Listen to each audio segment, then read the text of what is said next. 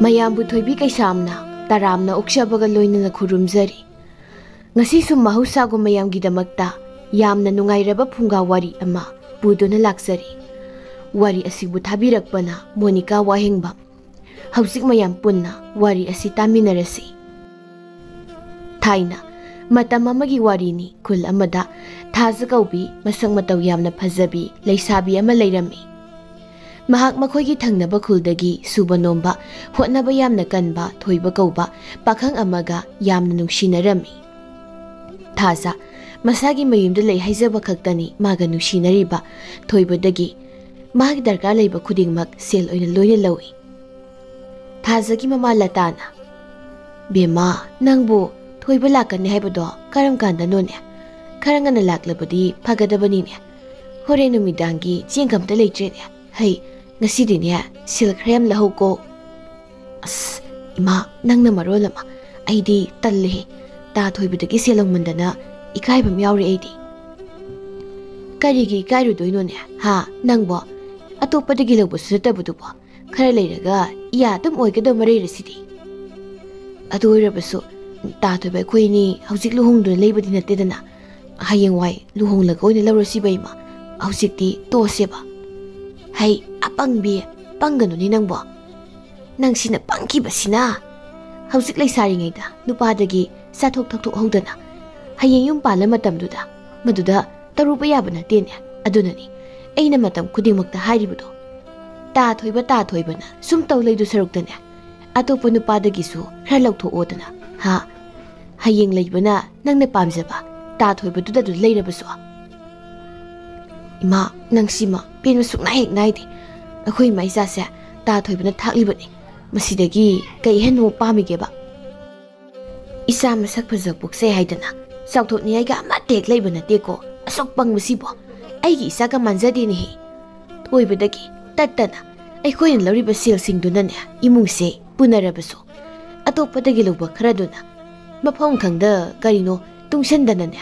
मान चांग खरा लेफोब याइदना मफम अमा खंगना इस इमा नंग ऐसे योनगे योलोने अदुगा इमाना पांबा सनालुपा लविंखोलदो लेपनबा नंगिनिने इमान लेपनिंगलिबा लनथुमसे हा नंगबुना अतोपा अमदा योनथोखरगा अइना लन मयाम अमा लेरगा कैदौदोरिबनो हो अइदिने पामजाजे इमाना याम पिनिंगगनने इमाना सुनोमदुना सेंतालगा खरे पिबिरो हनुबी अइना सुदना कयाम सुदोइनो सेल कयाम फंगदौरिगेबा अदुनने अइना हारिबसे ओइबा यागदा वादुनिने यारिमा याम पामगनने इमान हे लौबिरो अइदी पामजाजेमतगा ngayaki matungni thajadu ising soklunaba haidana ising punadu puduna thoraklami imagi thaja nang thok tawrabro hoi ising sogi tawbuni ma hai ima da mukne oidaba ngangdana numidangi sing leitre nasana wakhal tawko ima ayi mahutta ima noina thoklagero aduga imungi awat apa pumba loina hayawnaba adunabu phaduman sileda उन्थोकना नुसिरोइ तौरिदा मसी अंगांगसे मसी मसु मपागा चाबेक मानबदौना अमुमुक तौरई ममाना हायौरिबु वादु तासिलुदना थाजदु थोखिरमी सोमना थोइबसु थाजबु ngaइदुना Laramie थाजा लाकपु उबदा थोइबना थाजा आइदि नंग थोलोइद्रा हाइदन खलुरबनी कइगिनो असुक थेंग थोलैसिबो ता थोइबा आई थबखरा लोसिलुबा अदुननी अदु ता थोइबबु मफमसिदा आई ngaइबा कयाम कुइरगेने कुइरेदा लंबी द सकीबा असा ओंग मयाम सिना ngasai मखै येंगबदैसु इकाइबा म्यौसिलबनी खरसु ngaइनत्रबदी नुंगसिबगी मगुलसे अमता यावरे हाइदना अइना ngaइहनबनीदा इस मगुन हापा याम हैबगी मोनी नंगसिदे मानी कैनो अइदना हान मखै खंगदे नंगना नुंगसि मगुल हापा हैबना ओइबा ताइने अइना नंगोंदा नोंगमु नोंगमगी सुमसुम ngaube hinjilैसिदे यारे वाम ताइबा यादे हेक्ते हिंजिलकनीबा अदो ता थोइबा नंगी इंखोलगी मना मसिंग सिंगदुबो नोंगा सुबसिदा कमदौरिगे अयाम सरुक मखैदि लोइन योनथोकपा नंगौरेदा खरदि नंगत्रे अइना एखोइ इंखोल दहौबा मना मसिंग खरसु नंगिनि हाइना पुरकपने काइगे पुरैनो पुरकत्रसु यारबदुबो ꯇꯥ ꯊꯣꯏꯕꯅ ꯄꯤꯔꯛꯇꯅꯗ ꯆꯥꯔꯒ ꯑꯗꯨꯝ ꯂꯩꯔꯦ ꯑꯩꯁꯦ ꯅꯪꯉꯣꯟꯗ ꯄꯤꯅꯕ ꯉꯥꯛꯇꯅꯤ ꯑꯩꯅ ꯍꯣꯠꯅꯔꯤ ꯃꯌꯥꯝꯁꯦ ꯅꯪꯒꯤꯅꯦꯕꯨ ꯍꯦꯛ ꯍꯥꯏꯔꯕ ꯑꯩꯉꯣꯟꯗꯅꯦ ꯄꯥꯝꯃꯨꯕ ꯑꯝꯇ ꯂꯩꯇꯦ ꯌꯥꯝ ꯅꯨꯡꯁꯤꯕꯗꯣ ꯍꯣꯏ ꯅꯨꯡꯁꯤꯕꯗꯣ ꯊꯥꯖ ꯃꯃꯥꯅ ꯍꯥꯏꯍꯧꯕ ꯋꯥꯗꯨ ꯑꯃꯨꯛ ꯅꯤꯡꯁꯤꯡꯂꯛꯂꯝꯃꯤ ꯑꯗꯨꯕꯨ ꯃꯥ ꯊꯣꯏꯕꯗ ꯍꯥꯏꯕꯗꯤ ꯉꯝꯗꯅ ꯇꯨꯃꯤꯟꯅ ꯂꯨꯞꯊꯗꯨꯅ ꯂꯩꯔꯝꯃꯤ ꯀꯩꯗꯧꯔꯦ ꯊꯥꯖ ꯑꯃꯨꯛ ꯇꯨꯃꯤꯟ ꯂꯩꯔꯤꯗꯤ ꯅꯪꯕꯨ ꯑꯩꯉꯣꯟꯗ ꯀꯩ ꯍꯥꯏꯅꯤꯡꯕ ꯂꯩꯒꯦ ꯍꯥ ꯀꯩꯁꯨ ꯂꯩꯇꯦꯗ ꯇꯥ ꯊꯣꯏꯕ ꯑꯩꯉꯣꯟꯗ ꯋꯥ ꯂꯣꯠꯀꯅꯨꯅꯦ ꯊꯥꯖ ꯏꯁꯦ ꯅꯪꯒꯤ ꯑꯄꯥꯝꯕꯗꯣ ꯀꯩꯅꯣ ꯍꯥꯏꯔꯣꯁꯦ ꯑꯩꯕꯨ ꯃꯤꯇꯣꯞ ꯇꯧꯅ ꯅꯪꯅ ꯑꯃꯨꯛ ꯏꯀꯥꯏꯗꯅ ꯇꯧꯗꯨꯕꯨ ꯀꯩꯒꯤꯅꯣ ꯁꯤ ꯑꯗꯨꯃꯥꯏꯅ ꯇꯧꯅꯣꯕ ꯇꯥ ꯊꯣꯏꯕ ꯅꯨꯃꯤꯗꯥꯡꯒꯤ ꯆꯦꯡ ꯑꯝꯇ ꯂꯩꯍꯧꯗꯦ ꯑꯗꯨꯅꯅꯤ ꯑꯁ ꯑꯗꯨꯒꯤꯕꯨ ꯅꯪꯅ ꯎꯪꯗꯅꯒ ꯂꯩꯔꯤꯕ ꯑꯩꯉꯣꯟꯗ ꯀꯣꯛ ꯍꯥꯏꯔꯒ ꯌꯥꯕꯗꯨꯗ ꯍꯥꯏꯅꯤꯡꯗ꯭ꯔꯕ ꯅꯉꯣꯟꯗ ꯑꯗꯨꯝ ꯍꯥꯏꯃꯟꯗꯅ ꯏꯀꯥꯏꯔꯕ ꯑꯗꯨꯏꯅꯤ ꯈꯪꯉꯕꯣ ꯁꯤ ꯉꯔꯥꯡ ꯏꯟꯁꯥꯡ ꯌꯣꯟꯈꯤꯕꯒꯤꯅꯤ ꯅꯪꯅ ꯇꯪꯈꯥꯏ ꯑꯃ ꯂꯧꯍꯧꯔꯁꯤ ꯅꯪꯒꯤ ꯑꯋꯥꯠ ꯑꯄꯥꯁꯨꯅꯦ ꯈꯔ ꯍꯪꯒꯦ ꯍꯥꯏꯗꯅ ꯄꯨꯂꯞ ꯍꯦꯛꯇ ꯄꯨꯔꯒ ꯂꯥꯛꯑꯕꯅꯤ ꯑꯁꯨꯝꯅ ꯃꯈꯣꯏ ꯑꯅꯤ ꯉꯥꯏꯍꯥꯛ ꯋꯥꯔꯤ ꯋꯥꯇꯥꯏ ꯇꯧꯔꯕ ꯃꯇꯨꯡꯗ ꯊꯥꯖꯁꯨ ꯃꯌꯨꯝꯗ ꯆꯪꯈꯤꯔꯝꯃꯤ ꯊꯣꯏꯕꯁꯨ ꯍꯜꯂꯛꯂꯝꯃꯤ ꯍꯜꯂꯛꯄꯒꯤ ꯂꯝꯕꯤꯗꯅꯤ ꯊꯣꯏꯕꯅ ꯋꯥꯈꯜꯗ ꯈꯜꯂꯤ ꯉꯁꯥꯏ ꯂꯥꯛꯄ ꯃꯇꯝꯗꯗꯤ ꯐꯨꯔꯤꯈꯥꯎꯁꯦ ꯐꯖꯅ ꯇꯣꯡꯂꯛꯄꯅꯤ ꯍꯧꯖꯤꯛ ꯍꯜꯂꯛꯄꯗꯗꯤ ꯆꯔꯤꯠ ꯇꯞꯄ ꯍꯨꯏꯒꯤ ꯃꯕꯨꯛꯀ ꯆꯞ ꯍꯦꯛ ꯃꯥꯟꯅꯔꯦ ꯇꯧꯔꯤꯁꯤ ꯑꯗꯣ ꯊꯥꯖꯗ ꯑꯩꯅ ꯊꯥꯗꯔꯤꯕ ꯁꯦꯜꯁꯤꯡꯁꯤꯅ ꯑꯉꯥꯡꯗ ꯌꯣꯛꯂꯕꯁꯨ ꯃꯃꯥ ꯌꯥꯎꯗꯅ ꯑꯉꯥꯡ 3-4 ꯌꯣꯛꯄꯗꯤ ꯏꯔꯥꯏ ꯂꯥꯏꯅ ꯉꯝꯕꯅꯤ ꯑꯁ ꯑꯗꯨꯒ ꯑꯩꯅ ꯁꯦꯜ ꯑꯁꯨꯛ ꯌꯥꯝ ꯊꯥꯗꯔꯒ ꯃꯥꯅ ꯑꯇꯣꯞꯄ ꯅꯨꯄꯥ ꯑꯃꯗ ꯑꯃꯨꯛ ꯆꯦꯟꯊꯣꯛꯈ꯭ꯔꯒꯅ ꯀꯝꯗꯧꯕ ꯌꯥꯔꯦ ꯁꯤ ꯑꯁꯨꯛ ꯀꯣꯛ ꯁꯥꯕ ꯋꯥꯈꯜꯁꯤꯕꯨ ꯀꯅꯥ ꯈꯟꯖꯩꯒꯦ ꯑꯩꯒꯤ ꯅꯨꯡꯁꯤꯕꯤꯗ ꯄꯤꯕꯕꯨ ꯂꯩꯖꯔꯤꯕ ꯃꯈꯩ ꯑꯩꯗꯤ ꯂꯣꯏ ꯄꯤꯅꯤꯡꯉꯤꯕꯅꯤ ꯑꯗꯨꯗ ꯌꯥꯗꯕꯒꯤ ꯇꯧꯕꯩ ꯋꯥꯅꯤ ꯁꯣꯝꯗ ꯊꯥꯖꯁꯨ ꯃꯌꯨꯝꯗ ꯍꯟꯖꯤꯜꯂꯛꯂꯝꯃꯤ ꯃꯆꯥꯅꯨꯄꯤꯅ ꯍꯜꯂꯛꯄꯗ ꯎꯕꯗ ꯂꯇꯥꯅ ꯍꯪꯂꯛꯂꯝꯃꯤ ꯕꯦꯃꯥ ꯊꯥꯖ ꯅꯪꯕꯨ ꯊꯣꯏꯕꯗꯒꯤ ꯁꯦꯜ ꯂꯧꯔꯛꯂꯕ꯭ꯔꯣ ꯍꯥ ꯀꯌꯥꯝ ꯄꯤꯔꯝꯒꯦꯕ ꯀꯔꯤꯅꯣ ꯃꯥꯅ ꯀꯔꯤꯝꯇꯒ ꯈꯨꯝꯗꯅ ꯆꯪꯈ꯭ꯔꯤꯕꯁꯤꯅ ꯊꯥꯖ ꯑꯩꯅ ꯍꯪꯂꯤꯕꯁꯤ ꯅꯪꯉꯣꯟꯗꯅꯤꯅꯦ ꯏꯃꯥ ꯇꯥ ꯊꯣꯏꯕꯗꯣ ꯁꯦꯜ ꯑꯝꯇ ꯌꯥꯎꯗ꯭ꯔꯦ ꯍꯥꯏꯗꯅ ꯄꯤꯔꯝꯗ꯭ꯔꯦ ꯑꯗꯨꯒ ꯑꯩꯉꯣꯟꯗ ꯊꯤꯅꯁꯨ ꯉꯥꯡꯉꯝꯃꯤ ꯄꯤꯌꯨꯗ ꯍꯥꯏꯗꯅ ꯀꯔꯤ ꯃꯥꯅ ꯏꯁꯥꯗ ꯉꯥꯡꯂꯝꯂꯤꯕ ꯍꯥ ꯃꯥꯅ ꯏꯁꯥꯗ ꯉꯥꯡꯂꯝꯃꯤꯕ ꯏꯁ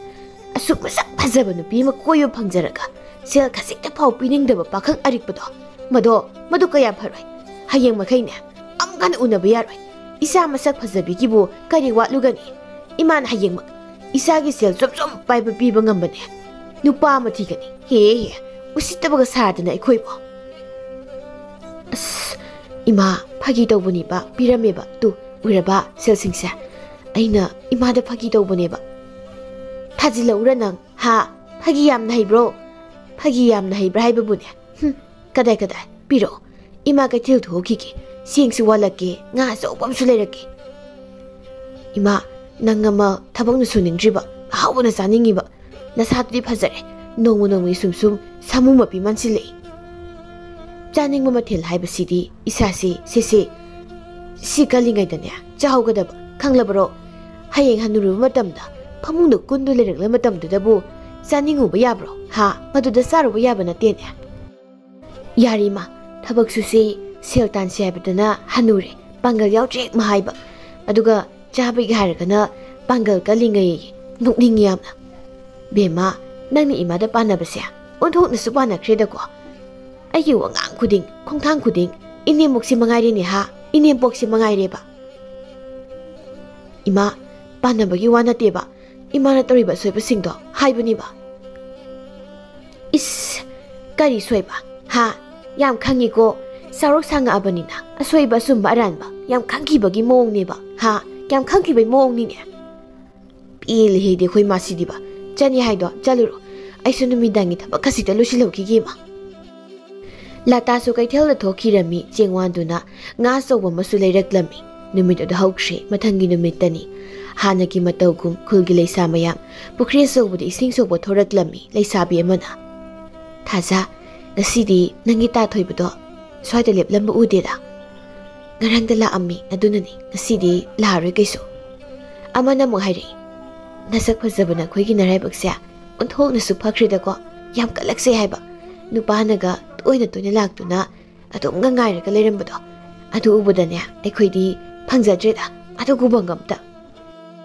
ꯅꯪꯁꯨ ꯇꯥ ꯊꯝꯕꯧꯒ ꯌꯥꯝ ꯅꯨꯡꯁꯤꯅꯕꯗꯥꯏꯅꯦ Ho thꯥꯏꯅ ꯍꯧꯔꯛꯄꯗꯗꯤ ꯅꯨꯡꯁꯤꯅꯔꯝꯕꯒꯤ ꯋꯥꯅꯤ ꯍꯧꯖꯤꯛꯇꯤ ꯀꯨꯏꯔꯕꯅꯤꯅ ꯀꯩꯝꯇ ꯈꯟꯅꯔꯛꯇ꯭ꯔꯦꯗ ꯑꯩꯗꯤ ꯃꯔꯛ ꯃꯔꯛꯇ ꯑꯃꯨꯛ nupa koi kaina kanya kaukthokpa matangsu yauribni haiba nangbo amana mukhumai haima nangi wari sisu phanabu dungairi amana mo hairi bema tabda dungaibagi wani isada thokpadriba as kashu nungai phum khangponte da nungai bana teme wari sana na ising sokpudu loiraduna yumna sangaklami mana mi yumna sangakpada makhugi khuli senjau paiba thomagi masanupa taibang kauba khwaidagi wazau ngangba nupa aduga sumangna phaminaduna wari saribdu urami kaino aikhoi masina taibang haiba amuka thisiga amuk noknutuna wariga saisina tandori deide yumdaga sangba sikhana upai leita tana sanga ami ibema imagi thazau nangi ta taibang la ina isingdo sakhumna thanamlaga ne amdo tholo lausida khangde dai bungo nasanu pisina ne imungi thabai khangsi nasansi loina hotnaribani aduna masu pangwa wazaba sildi manam ta thoktaba waraponi de hingbasisu ine adugi bukari warige ai laribasidi kem khalunoi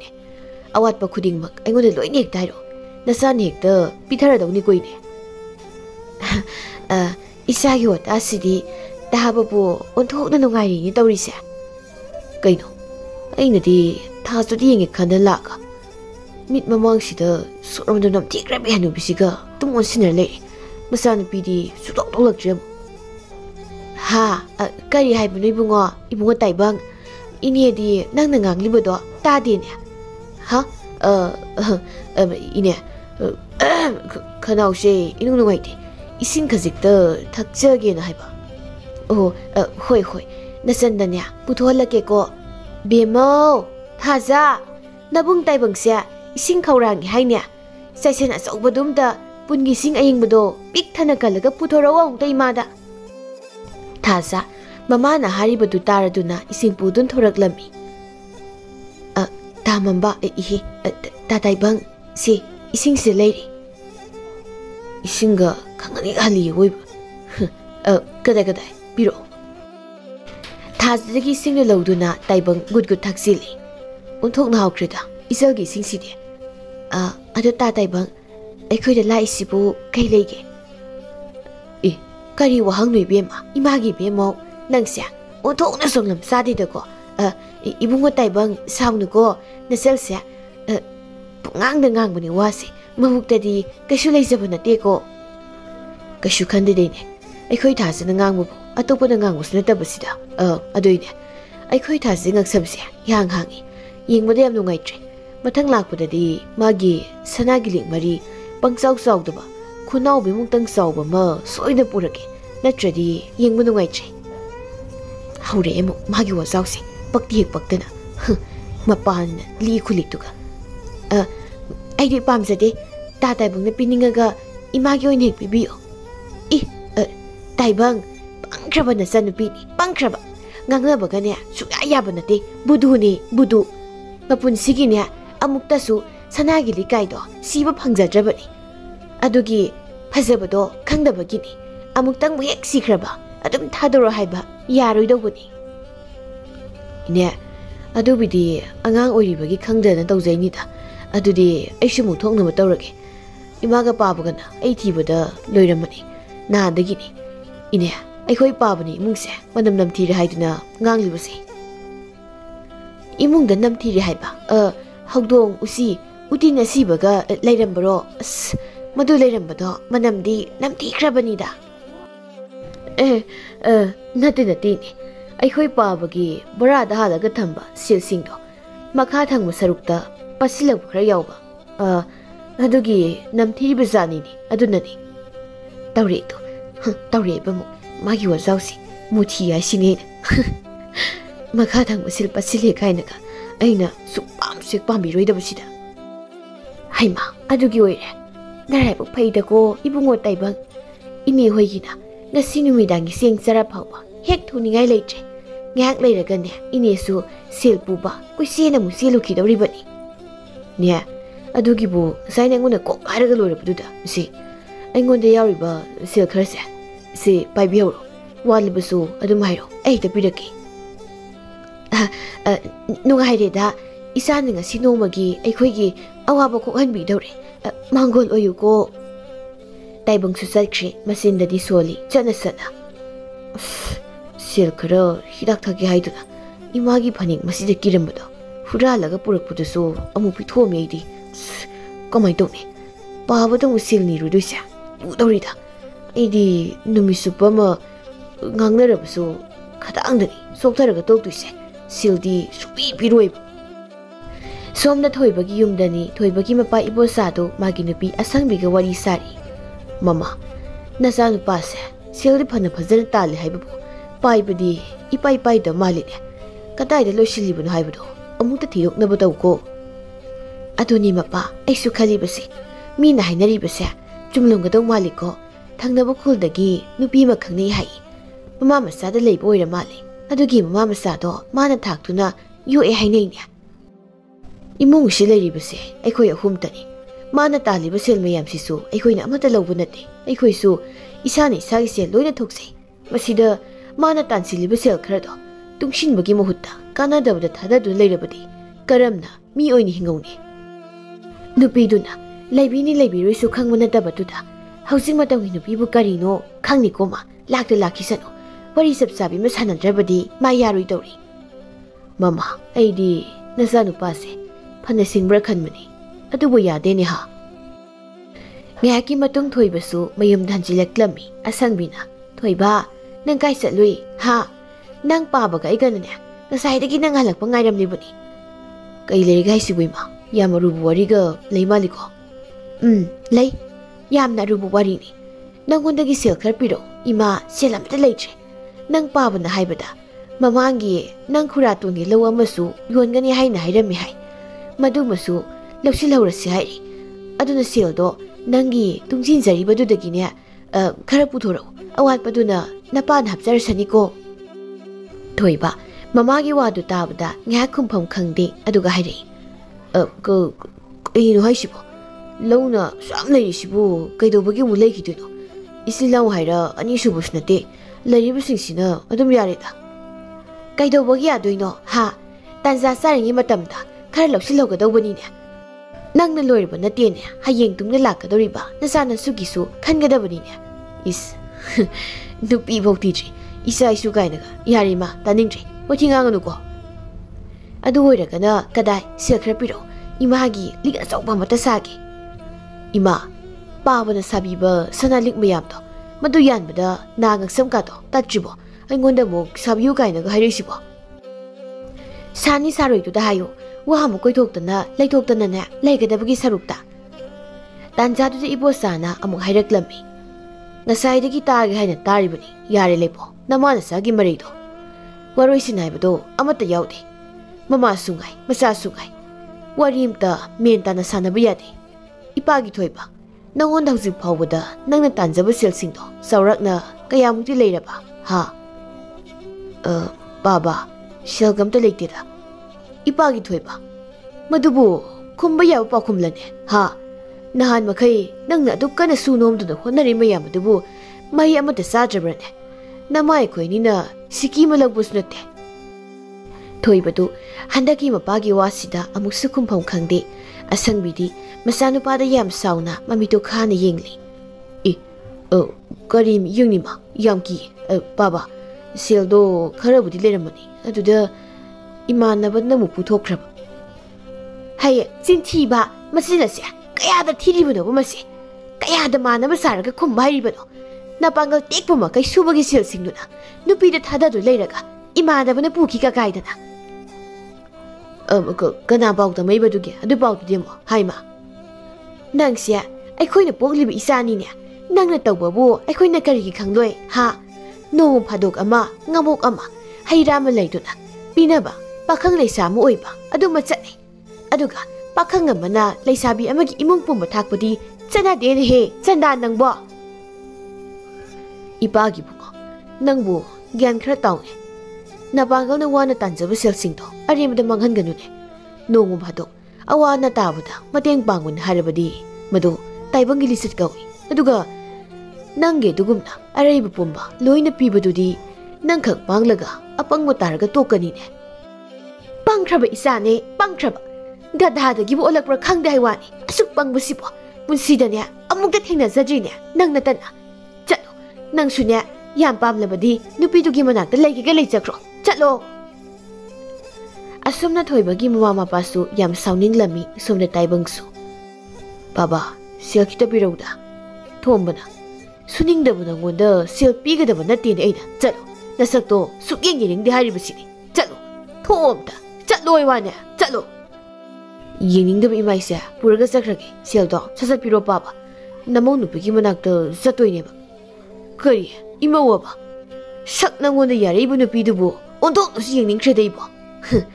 ꯃꯨꯊꯤ ꯁꯨꯅꯤꯡꯗꯕ ꯅꯪꯉꯣꯟꯗ ꯌꯥꯔꯛꯏꯕ ꯅꯨꯄꯤꯗꯣ ꯀꯣꯛ ꯄꯦꯔꯥ ꯂꯩꯕ ꯑꯣꯏꯔꯝꯒꯅꯤꯅꯦ ꯅꯠꯇ꯭ꯔꯒꯅ ꯃꯥꯁꯨ ꯅꯪꯗꯧꯅ ꯅꯨꯄꯥ ꯑꯝꯇꯅ ꯄꯥꯝꯕꯤꯗꯕ ꯅꯨꯄꯤ ꯑꯣꯏꯔꯝꯒꯅꯤꯅꯦ ꯑꯁ ꯑꯗꯨꯝꯇ ꯅꯠꯇꯦ ꯕꯥꯕꯥ ꯃꯁꯛꯀꯥꯁꯦ ꯐꯖꯈ꯭ꯔꯖꯥꯠꯅꯤꯍꯦ ꯄꯨꯔꯥ ꯂꯥꯏꯒꯤ ꯃꯆꯥꯅꯤ ꯃꯥꯜꯂꯤꯁꯦ ꯍꯅꯨꯃꯥꯟꯒꯤ ꯃꯆꯥ ꯑꯣꯏꯔꯝꯒꯅꯤ ꯃꯥꯅ ꯃꯥꯜꯂꯤꯕꯗꯣ ꯌꯥꯔꯦ ꯆꯠꯂꯣ ꯑꯩ ꯋꯥꯈꯜ ꯉꯥꯛꯇ ꯈꯟꯈꯤꯒꯦ ꯕꯥꯕꯥ ꯄꯤꯗ꯭ꯔꯕꯗꯤ ꯑꯩ ꯂꯥꯟꯍꯧꯔꯒꯦ ꯑꯁ ꯃꯈꯣꯏ ꯃꯄꯥ ꯑꯣꯟꯊꯣꯛꯅꯁꯨ ꯉꯥꯡꯅꯈ꯭ꯔꯦꯗꯀꯣ ꯑꯉꯥꯡ ꯑꯁꯤꯒ ꯆꯞ ꯃꯥꯟꯅꯅ ꯑꯩꯗꯤꯕꯀꯣ ꯈꯔ ꯀꯣꯛ ꯄꯤꯈ꯭ꯔꯣ ꯀꯩꯗꯧꯔꯒꯦ ꯊꯕꯛ ꯃꯅꯥ ꯑꯝꯇ ꯁꯨꯔꯒ ꯁꯦꯜ ꯇꯥꯅꯤ ꯈꯪꯗꯕ ꯂꯣꯏꯁꯤꯟꯒꯅꯤꯗ ꯈꯜꯂꯒ ꯂꯩꯔꯤꯕ ꯃꯉꯣꯟꯗ ꯑꯩꯒꯤ ꯁꯦꯜ ꯄꯤꯔꯒ ꯀꯩꯗꯧꯗꯣꯏꯅꯣ ꯍꯥ ꯃꯥꯡꯅꯕꯅꯤ ꯄꯥꯕꯒꯤ ꯂꯩꯔꯤꯕ ꯁꯦꯜ ꯃꯌꯥꯝꯗꯣ ꯍꯌꯦꯡ ꯄꯥꯕꯅ ꯁꯤꯕꯗ ꯑꯝꯇ ꯄꯨꯈꯤꯕ ꯌꯥꯕ ꯅꯠꯇꯦ ꯑꯗꯨꯅ ꯑꯩꯅ ꯈꯔ ꯈꯔ ꯂꯣꯏꯁꯤꯟꯕꯤꯕꯒꯤ ꯋꯥꯅꯤ ꯍꯩ ꯇꯥꯅꯤꯡꯗ꯭ꯔꯅꯤꯍꯦ ꯅꯪꯕꯨꯁꯨ ꯅꯈꯣꯏ ꯅꯄꯥ ꯅꯆꯥꯅꯤꯒꯤ ꯅꯔꯛꯁꯤꯗ ꯂꯩꯕꯁꯦ ꯑꯩꯁꯦ ꯅꯨꯡꯉꯥꯏꯐꯝꯒ ꯑꯃꯠꯇ ꯈꯪꯗ꯭ꯔꯕꯅꯤ ꯈꯪꯂꯕ꯭ꯔꯥ ꯑꯁꯨꯝꯅ ꯃꯇꯝ ꯈꯔ ꯍꯧꯈꯤꯔꯝꯃꯤ ꯊꯥꯖ ꯂꯇꯥꯅ ꯊꯦꯝꯗꯨꯅ ꯅꯝꯗꯅ ꯇꯥꯏꯕꯪꯒꯁꯨ ꯅꯨꯡꯁꯤꯅꯍꯜꯂꯝꯃꯤ ꯑꯗꯨꯒ ꯊꯣꯏꯕꯒꯁꯨ ꯍꯥꯟꯅꯒꯨꯝ ꯑꯗꯨꯃꯛ ꯅꯨꯡꯁꯤꯅꯔꯤ ꯊꯣꯏꯕꯗꯒꯤ ꯁꯦꯜ ꯆꯥꯎꯊꯣꯛ ꯂꯧꯊꯣꯛꯄꯁꯨ ꯂꯦꯞꯂꯝꯗꯦ ꯉꯁꯤꯁꯨ ꯊꯥꯖ ꯑꯃꯗꯤ ꯊꯣꯏꯕ ꯃꯈꯣꯏ ꯑꯅꯤ ꯎꯅꯗꯨꯅ ꯋꯥꯔꯤ ꯁꯥꯟꯅꯔꯤ ꯀꯩꯅꯣ ꯊꯥꯖ ꯅꯪꯅ ꯑꯩꯕꯨ ꯍꯟꯗꯛ ꯃꯔꯛ ꯇꯣꯏꯅ ꯂꯥꯛꯍꯟꯅꯤꯡꯗ꯭ꯔꯤꯕꯁꯤꯕꯣ ꯂꯥꯛꯍꯟꯅꯤꯡꯗꯕ ꯅꯠꯇꯤꯌꯦ ꯊꯣꯏꯕ ꯅꯨꯡꯇꯤꯒꯤ ꯎꯅꯤꯡꯂꯤꯕꯅꯤ ꯑꯗꯨꯗ ꯌꯥꯗꯗꯨꯅ ꯇꯧꯔꯤꯕꯅꯤ ꯂꯩꯀꯥꯏꯒꯤ ꯃꯤꯋꯥ ꯉꯥꯡꯅꯕꯤ ꯃꯤꯁꯤꯡꯁꯦ ꯃꯣꯏꯅ ꯌꯥꯝ ꯅꯣꯛꯅꯩ ꯑꯗꯨꯅꯅꯦꯕ ꯃꯊꯧ ꯂꯩꯇꯕ ꯃꯤꯁꯤꯡꯅ ꯃꯤꯋꯥ ꯉꯥꯡꯅꯕꯕꯨ ꯑꯩꯈꯣꯏꯅ ꯇꯥꯗꯨꯅ ꯑꯃꯨꯛ ꯂꯩꯈꯤꯒꯗ꯭ꯔꯣ ꯉꯥꯡꯅꯤꯡꯕ ꯉꯥꯡꯖꯁꯅꯨ ꯀꯂꯛꯇꯨꯅ ꯇꯧꯔꯤꯕꯅꯤ ꯑꯗꯨ ꯑꯣꯏꯔꯕꯁꯨ ꯇꯥ ꯊꯣꯏꯕ ꯊꯥ ꯑꯃꯗ ꯑꯃꯨꯔꯛ ꯑꯅꯤꯔꯛ ꯎꯅꯔꯕꯗꯤ ꯌꯥꯔꯦꯗꯅ ꯈꯔ ꯂꯩꯔꯒꯗꯤ ꯑꯩꯁꯨ ꯅꯅꯥꯛꯇ ꯑꯗꯨꯝ ꯂꯩꯔꯅꯤ ꯑꯗꯨꯅ ꯃꯇꯝ ꯈꯔꯗꯤ ꯈꯥꯡꯉꯁꯤ ꯀꯩꯅꯣ ꯑꯩꯈꯣꯏꯅꯤꯁꯨ ꯑꯗꯣ ꯃꯔꯛꯇ ꯅꯪꯒꯤ ꯑꯋꯥꯠ ꯑꯄꯥ ꯂꯩꯔꯒꯅ ꯀꯝꯗꯧꯕ ꯑꯃꯨꯛ ꯂꯥꯛꯄꯗ ꯈꯔ ꯌꯥꯝꯅ ꯄꯤꯕꯤꯔꯝꯃꯨ ꯇꯥꯊꯣꯏꯕ ꯅꯠꯇ꯭ꯔꯕꯗꯤ ꯍꯦꯛꯇ ꯀꯣꯟꯅꯗꯦꯕ ꯑꯁꯨꯝꯅ ꯅꯨꯄꯥ ꯑꯃꯅꯤꯗꯪꯗꯒꯤ ꯅꯠꯇꯅ ꯂꯇꯥꯅ ꯃꯆꯥꯅꯨꯄꯤ ꯊꯥꯖꯕꯨ ꯄꯥꯝꯖꯕ ꯅꯨꯄꯥꯁꯤꯡꯗꯒꯤ ꯆꯥꯊꯣꯛ ꯊꯛꯇꯣꯛꯄ ꯂꯧꯊꯣꯛꯄꯅꯆꯤꯡꯕ ꯀꯌꯥ ꯇꯧꯔꯝꯃꯤ ꯅꯣꯡꯃꯁꯨ ꯂꯇꯥ ꯀꯩꯊꯦꯜ ꯀꯥꯔꯛꯂꯝꯃꯤ ꯄꯥꯔꯤꯅ ꯏꯅꯦ ꯀꯩꯊꯦꯜ ꯊꯣꯛꯂꯛꯏꯔꯣ ꯊꯥꯖꯗꯤ ꯎꯗꯦꯅ ꯌꯥꯎꯔꯛꯇ꯭ꯔꯕꯣ ꯏꯆꯥꯅꯨꯄꯤꯗꯤ ꯌꯥꯎꯔꯛꯇ꯭ꯔꯦꯅꯦ ꯅꯈꯣꯏꯕꯨ ꯑꯩꯒꯤ ꯏꯆꯥꯅꯨꯄꯤꯗꯣ ꯃꯁꯛ ꯈꯪꯕ꯭ꯔꯣ ꯑꯗꯣ ꯀꯅꯥꯒꯤ ꯃꯆꯥꯅꯣꯅꯦ ꯅꯈꯣꯏꯕꯣ ꯑꯩꯗꯤ ꯑꯃꯠꯇꯕꯨ ꯈꯪꯗ꯭ꯔꯦꯅꯦ ꯈꯣꯝꯕꯅ ꯈꯪꯉꯤꯅꯦ ꯃꯁꯛ ꯐꯖꯕꯗ ꯊꯥꯖ ꯍꯥꯏꯗꯅ ꯃꯃꯤꯡ ꯆꯠꯂꯤꯕꯗꯨꯕꯨ ꯀꯃꯥꯏ ꯈꯪꯉꯣꯏꯗꯣꯏꯅꯣꯅꯦ ꯑꯩꯈꯣꯏ ꯃꯌꯥꯏ ꯂꯩꯀꯥꯏꯗꯒꯤ ꯉꯥꯛꯇꯅꯤ ꯃꯥꯅ ꯄꯥꯔꯤ ꯑꯗꯨꯒ ꯇꯣꯝꯆꯥ ꯃꯥꯏꯕ ꯁꯥꯕꯗꯣ ꯈꯪꯉꯤꯗꯅ ꯑꯗꯨꯒꯤ ꯃꯆꯥꯅꯨꯄꯥꯅꯤ ꯑꯗꯨꯒ ꯑꯩꯅ ꯈꯣꯝꯕ ꯄꯨꯡ ꯌꯩꯕ ꯊꯝꯕꯧꯒꯤ ꯃꯆꯥꯅꯨꯄꯥꯅꯤ ꯍꯩꯃ ꯑꯗꯨꯗꯤ ꯅꯈꯣꯏꯗꯤ ꯂꯣꯏꯅ ꯄꯥꯈꯪ ꯐꯥꯔꯒ ꯂꯩꯔꯝꯃꯤꯗꯅ ꯀꯅꯥ ꯈꯪꯉꯨꯅꯤ ꯅꯁꯛ ꯅꯇꯧꯒꯁꯦ ꯂꯣꯏꯅ ꯐꯖꯔꯗꯅ ꯌꯦꯡꯕꯕꯨ ꯑꯣꯟꯊꯣꯛꯅ ꯅꯨꯡꯉꯥꯏꯔꯤꯅꯦ ꯑꯗꯨ ꯅꯈꯣꯏ ꯑꯅꯤꯕꯨ ꯑꯩꯒꯤ ꯏꯆꯥꯅꯨꯄꯤꯗꯣ ꯄꯥꯝꯃꯤꯔꯩꯕ ꯈꯣꯝꯕꯅ ꯑꯧꯏꯅꯦ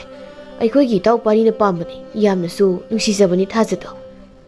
ꯃꯁꯛ ꯃꯇꯧ ꯐꯖꯕ ꯁꯦꯜ ꯄꯥꯏꯕ ꯅꯈꯣꯏꯅ ꯏꯆꯥꯅꯨꯄꯤꯕꯨ ꯄꯥꯝꯃꯤ ꯅꯨꯡꯁꯤ ꯍꯥꯏꯕꯗꯤ ꯃꯃꯥ ꯑꯩꯁꯦ ꯅꯨꯡꯉꯥꯏꯅꯦꯍꯦ ꯄꯥꯔꯤꯅ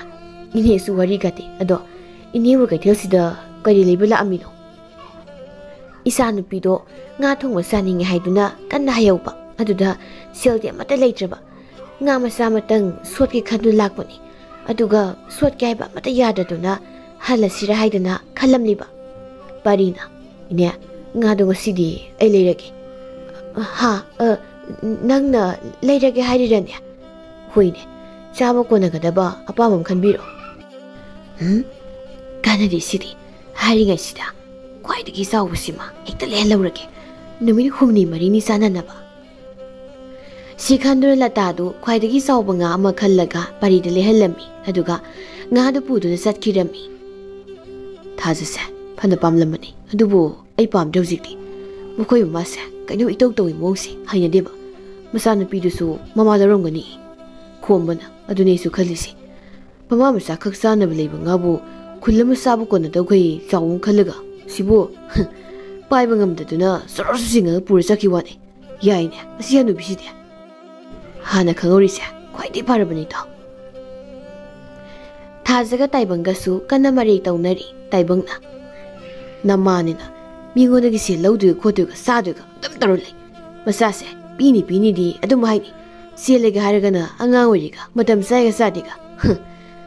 aduga adu numiniga adana mi phatega na dum kaino noina khoina ma san toise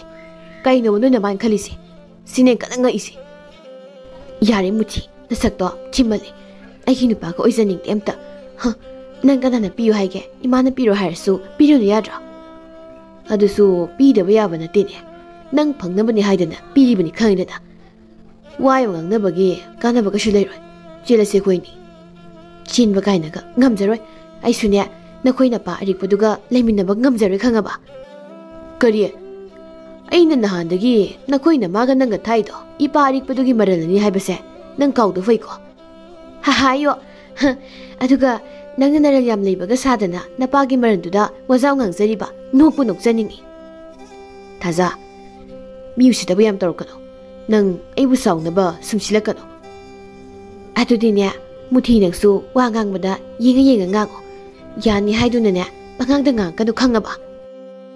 aina nganglibududi asengma ngangtani aibu nakhoina tawdaba kai haihige adudi aina khumlibudusu asengma ngangtani yare ai sange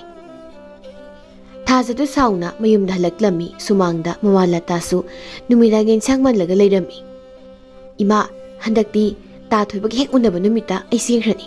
wasangang muthido ai gem sanade masakta nusidi bema muthido aduda lairula uyaba nateko mapaduna marola maliiba thabakna manamda suningmu nate papagi maral mayamdo lusinanaba kana khona zaribani aduga kaigi aiga koino haidana imar namdana amukoina halino ho adudine magi maral singdo lauthoknaba koino haibani iman harise nang maga koinabadagi napunsigi sanama chiamta napa phangjibado phanglibaduni aidi mana biriba sanasingase huralaga pirakpu malini ho hurange lakera pibu bireibado adudagi hena phaba amu leitrabani bema ko leitrabani yarima taningje yam ingna sing leijagadaba aisa imana koksalabani haisini matam khragi matungni nomai thajadana thajadu sengkraibagi pau thoibana tarami paudu tabada thoiba magi magni masil mayam adugi khalubada karino matau kirami to nang tamlakliu paudubu asengbara si ai kokse ai kainom tawreda mamana baduna mani to aina nahan nangonda haiba natro nupiduna nangna thadariba selsingdo madu hemali haidana lawna leina busna ji hojidi kai sare to ai nupi haiba jasse amuk phabu thazar ai nupi gamda thiroi punsigi thiroi haribasi ai nupi ga thiroi taw doshita kakono kapini tawito mitagi singdi amta taraktre natonde gangtoin tare yengma ngamje bai masana pana kaplibudu taraduna thoibagi mama asangmidu thoraklami kaidawre ha kaidawrage ba kana siri haibano ha nangonda sila dum logbu pido siri hairo as kamai tawdoi badudi nangi sel mayam dudi mange mama nabuduna siri haibana tidema atopuna pamda sengkraiba adugi hoi tawsa kaplamlibani hai apangba buduwa apang soida kapakadu taningde mama pa na haiba ngangmusu lawda masa apang nang horena midangda ginya aina sangon sida aikogi leiba sansingse khangidana asiga punna punduna ne thamgadoribani nang khanguna sajik samino sansingane sajik samino nangdi sajik sangon sida ima nasana suyam thawai nugai ngai sida kaino imana mo ngang silei siba pangadi ngang taba khangabo pangbagini aina ngangli mayamdo napangal tekpa makhaisu sunomba aduga phanglakpa sil makhaina nupi thakpa aduga husingna ꯑꯇꯣꯞꯄ ꯅꯨꯄꯥꯝꯅ ꯆꯦꯟꯈꯤꯕ ꯐꯅꯕꯨ ꯅꯨꯡꯉꯥꯏꯔꯤ ꯁꯣꯝꯗ ꯊꯥꯖꯒꯤ ꯍꯥꯏꯗꯣꯛꯄ ꯂꯥꯛꯂꯤꯕ ꯑꯍꯜꯁꯤꯡ ꯑꯗꯨꯁꯨ ꯆꯠꯅꯕꯤꯒꯤ ꯃꯇꯨꯡ ꯏꯟꯅ ꯉꯟꯅ ꯊꯤꯜꯂꯛꯅꯕ ꯍꯥꯏꯅꯈꯤꯔꯝꯃꯤ ꯌꯥꯁꯪꯂꯛꯄ ꯃꯇꯝꯅꯤ ꯊꯥꯖꯁꯨ ꯅꯨꯄꯥ ꯃꯌꯨꯝꯒꯤ ꯁꯥꯒꯩꯒꯤ ꯑꯍꯜ ꯂꯩꯁꯥꯕꯤ ꯈꯔꯒ ꯂꯣꯏꯅꯅ ꯊꯤꯜꯂꯛꯂꯝꯃꯤ ꯇꯥꯟꯖꯥꯗꯨꯗ ꯏꯈꯪ ꯈꯪꯍꯧꯗꯅ ꯊꯣꯏꯕꯗꯨ ꯐꯠ ꯐꯥꯎꯖꯤꯜꯂꯛꯂꯝꯃꯤ ꯃꯤ ꯂꯩꯕ꯭ꯔꯣ ꯃꯤ ꯂꯩꯕ꯭ꯔꯣ ꯌꯨꯝꯁꯤꯕꯨ ꯀꯅꯥ ꯀꯅꯥ ꯂꯩꯒꯦ ꯃꯤ ꯂꯩꯕ꯭ꯔꯣ ꯀꯧꯔꯛꯂꯤꯕ ꯈꯣꯟꯖꯦꯜꯗꯨ ꯇꯥꯕꯗ ꯊꯥꯖ ꯃꯕꯨꯛꯅꯤꯡꯗ ꯈꯜꯂꯤ ꯇꯥ ꯊꯣꯏꯕꯒꯤ ꯈꯣꯟꯖꯦꯜꯕꯨ ꯑꯣꯟꯊꯣꯛꯅ ꯃꯥꯟꯈ꯭ꯔꯦꯗ ꯀꯔꯤꯒꯨꯝꯕ ꯑꯣꯏꯔꯝꯂꯕꯗꯤ ꯑꯩꯗꯤ ꯀꯝꯗꯧꯕ ꯃꯥꯅ ꯀꯩ ꯍꯥꯏꯔꯛꯄ ꯂꯇꯥꯅ ꯀꯅꯥꯅꯣꯅꯦ ꯀꯧꯔꯤꯕꯗꯨꯕꯣ ꯅꯆꯥꯅꯨꯄꯤ ꯇꯧ ꯉꯝꯕꯤꯗꯨꯒꯤ ꯄꯥꯎ ꯑꯃ ꯑꯩꯅ ꯇꯥꯔꯤꯕꯁꯦ ꯑꯆꯨꯝꯕ꯭ꯔꯥ ꯍꯥ ꯏꯕꯨꯡꯉꯣ ꯇꯞꯊꯈꯣꯅꯦ ꯅꯪꯕꯣ ꯏꯪꯅ ꯆꯤꯛꯅ ꯋꯥꯔꯤ ꯑꯃꯇ ꯁꯥꯈꯤꯁꯤ ꯍꯧꯖꯤꯛꯀꯤꯗꯤ ꯃꯤꯁꯨ ꯌꯥꯝ ꯂꯩꯔꯤꯅꯦ ꯃꯤꯒꯤ ꯃꯃꯥꯡꯗ ꯋꯥꯔꯤ ꯁꯥꯕꯗꯅꯦ ꯐꯖꯕ ꯋꯥꯔꯤ ꯑꯣꯏꯗꯦꯅꯦ ꯍꯅꯨꯕꯤ ꯅꯪꯁꯨ ꯉꯁꯤꯗꯤ ꯑꯩꯅ ꯍꯥꯠꯇꯣꯛꯑꯝꯗꯣꯔꯤꯕꯅꯤ ꯅꯪ ꯁꯤꯗ꯭ꯔꯤꯉꯩꯗ ꯅꯆꯥꯅꯨꯄꯤꯗꯣ ꯑꯧꯗ ꯀꯧꯊꯣꯔꯛꯑꯣ ꯏꯁ ꯐꯖꯗꯕ ꯀꯥꯏꯅꯒꯁꯨ ꯍꯥꯏꯖꯔꯤꯕ ꯁꯥꯏ ꯅꯈꯣꯏꯗꯕꯨ ꯐꯖꯗꯕ ꯀꯔꯤꯃꯨꯛ ꯂꯩꯔꯤꯒꯦ ꯍꯥ ꯀꯔꯤꯃꯨꯛ ꯂꯩꯔꯤꯒꯦꯕ ꯈꯤꯇ ꯇꯞꯅ ꯉꯥꯡꯉꯨ ꯀꯩꯗꯧꯔꯒꯦ ꯅꯪꯕꯣ ꯃꯤ ꯇꯥꯅꯤꯅꯦ ꯉꯥꯡꯉꯣꯏ ꯁꯨꯛꯉꯥꯡ ꯉꯥꯡꯉꯣꯏ ꯅꯈꯣꯏꯅ ꯃꯥꯅ ꯆꯥꯅ ꯑꯩꯉꯣꯟꯗꯒꯤ ꯆꯥꯊꯣꯛ ꯊꯛꯇꯣꯛꯈ꯭ꯔꯤꯕ ꯁꯦꯜꯁꯤꯡꯗꯣ ꯄꯤꯔꯛꯇ꯭ꯔꯤ ꯃꯈꯩ ꯑꯩ ꯌꯨꯝꯁꯤꯗꯒꯤ ꯁꯨꯛꯍꯟꯅꯂꯣꯏ ꯍꯥꯏꯔꯤꯕꯁꯤꯅꯤ ꯁꯦꯜꯗ ꯆꯣꯞꯄ ꯃꯤꯉꯣꯟꯗꯒꯤ ꯆꯥꯊꯣꯛ ꯊꯛꯇꯣꯛꯄ ꯄꯥꯝꯕꯤ ꯇꯧ ꯉꯝꯕꯤ ꯃꯕꯨꯛꯁꯦ ꯂꯦꯞꯇꯕꯤ ꯃꯥꯒꯨꯝꯕꯤ ꯃꯅ ꯑꯩꯒꯤ ꯄꯨꯟꯁꯤꯁꯦ ꯄꯨꯡꯃꯥꯡ ꯃꯥꯡꯍꯜꯂꯕꯅꯤ ꯑꯩꯁꯦ ꯍꯤꯡꯅ ꯍꯥꯠꯂꯝꯂꯕꯅꯤ ꯑꯩꯁꯦ ꯍꯥꯠꯂꯝꯂꯕꯅꯤ ꯑꯩꯁꯦ ꯃꯅꯨꯡꯗ ꯐꯝꯂꯤꯕ ꯅꯨꯄꯤꯁꯤꯡ ꯑꯗꯨꯁꯨ ꯊꯣꯏꯕꯒꯤ ꯋꯥꯗꯨ ꯇꯥꯕꯗ ꯇꯨꯃꯤꯟꯅ ꯃꯈꯣꯏ ꯃꯁꯦꯜ ꯌꯦꯡꯅꯗꯨꯅ ꯂꯩꯔꯝꯃꯤ ꯇꯥꯏꯕꯪꯒꯤ ꯃꯃꯥꯗꯤ ꯁꯥꯎꯅ ꯍꯧꯒꯠꯂꯛꯇꯨꯅ ꯍꯥꯏꯔꯛꯂꯝꯃꯤ ꯍꯦꯔꯥ ꯌꯥꯝꯅ ꯐꯥꯒꯤ ꯇꯥꯕꯒꯤ ꯊꯕꯛꯅꯤ ꯁꯤꯗꯤ ꯑꯩꯈꯣꯏ ꯁꯤꯕꯨ ꯃꯤ ꯑꯣꯏꯅ ꯎꯗꯕꯒꯤ ꯃꯑꯣꯡꯅꯤꯅꯦ ꯍꯥ ꯑꯁꯨꯛ ꯆꯥꯎꯈꯠꯇꯕ ꯑꯆꯣꯛꯄ ꯏꯃꯨꯡꯁꯤꯒ ꯉꯥꯏꯁꯤꯟ ꯑꯣꯏꯕ ꯄꯥꯝꯗꯦ ꯍꯥꯏꯔꯤꯕꯁꯤꯅꯤ ꯑꯩ ꯁꯨꯛꯄꯥꯝ ꯄꯥꯝꯗꯦ ꯃꯌꯥꯝꯁꯨ ꯍꯧꯒꯠꯄꯤꯔꯣ ꯆꯠꯂꯁꯤ ꯁ꯭ꯋꯥꯏꯗ ꯁꯨꯝ ꯂꯩꯗꯨꯅ ꯀꯩꯗꯧꯅꯔꯨꯅꯦꯒꯦ ꯅꯨꯄꯥ ꯃꯌꯨꯝꯒꯤ ꯃꯤꯁꯤꯡꯁꯨ ꯈꯥꯝꯕ ꯌꯥꯗꯅ ꯆꯠꯈꯤꯔꯝꯃꯤ ꯃꯈꯣꯏ ꯆꯠꯈ꯭ꯔꯕ ꯉꯥꯏꯍꯥꯛꯀꯤ ꯃꯇꯨꯡ ꯊꯥꯖꯁꯨ ꯏꯃꯨꯡꯗꯒꯤ ꯊꯣꯔꯛꯂꯝꯃꯤ ꯃꯤꯑꯣꯠꯄꯤ ꯃꯤꯐꯠꯇꯕꯤ ꯅꯪ ꯃꯤꯒꯤ ꯊꯃꯣꯏꯕꯨ ꯑꯗꯨꯛ ꯁꯥꯟꯅꯕ ꯑꯗꯨꯛ ꯌꯥꯝ ꯐꯠꯇꯕ ꯅꯪꯕꯨ ꯃꯤꯔꯣ ꯅꯪꯗꯤ ꯁꯥꯅꯤ ꯁꯥꯗꯤ ꯃꯤꯔꯛꯇ ꯂꯩꯒꯗꯕ ꯅꯠꯇꯦ ꯎꯃꯪꯗ ꯆꯠꯂꯣ ꯎꯃꯪꯗ ꯆꯠꯂꯒ ꯂꯩꯔꯁꯨ ꯊꯥꯊꯣꯏꯕ ꯑꯩ ꯂꯥꯜꯂꯤ ꯑꯩꯕꯨ ꯑꯄꯪꯕꯤꯅꯤ ꯈꯟꯗꯨꯅ ꯑꯃꯨꯛꯇꯗꯤ ꯉꯥꯛꯄꯤꯔꯕ ꯑꯩ ꯇꯥꯊꯣꯏꯕꯒꯤ ꯊꯃꯣꯏꯕꯨ ꯈꯪꯈꯤꯗꯕꯗꯤ ꯅꯠꯇꯦ ꯑꯗꯨꯕꯨ ꯑꯩ ꯀꯔꯤꯁꯨ ꯎꯄꯥꯏ ꯂꯩꯍꯧꯗ꯭ꯔꯦ ꯇꯥꯅꯤꯡꯗꯦ ꯆꯤꯟꯊꯤꯕꯤ ꯃꯤꯒꯤ ꯃꯃꯜꯁꯨ ꯈꯪꯗꯕ ꯅꯄꯨꯟꯁꯤꯗꯣ ꯑꯗꯨꯒꯤ ꯆꯥꯡꯗꯨ ꯐꯥꯎꯕ ꯌꯧꯔꯛꯅꯕ ꯍꯣꯠꯅꯕꯗ ꯏꯔꯜ ꯏꯄꯥꯡꯒꯜ ꯃꯁꯤꯡ ꯈꯪꯗꯅ ꯇꯤꯡꯈ꯭ꯔꯕꯅꯤ ꯑꯗꯨꯒ ꯉꯁꯤꯅ ꯑꯇꯣꯞꯄ ꯂꯝꯂꯥꯟꯕ ꯑꯃꯒ ꯀꯔꯝꯕ ꯃꯈꯜꯒꯤ ꯊꯃꯣꯏꯅ ꯅꯪꯅ ꯄꯥꯜꯂꯤꯕꯗꯣ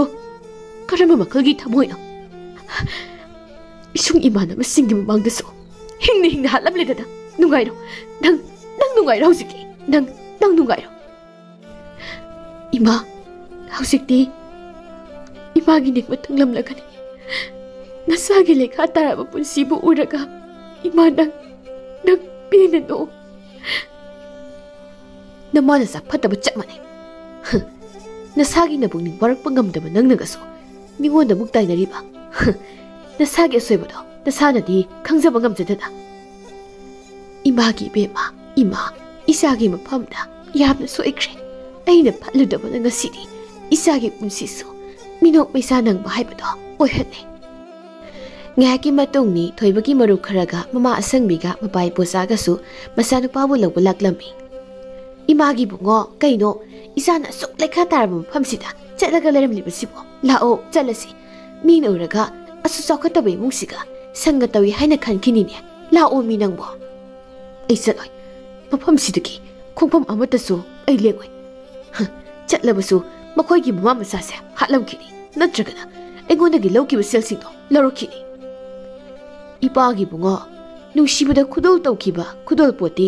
ꯑꯃꯨꯛ ꯍꯟꯅ ꯊꯧꯕ ꯍꯥꯏꯕꯁꯦ ꯍꯧꯅꯗꯦꯅꯦ ꯅꯪꯕꯣ ꯂꯥꯛꯑꯣ ꯌꯨꯝꯗ ꯍꯜꯂꯁꯤ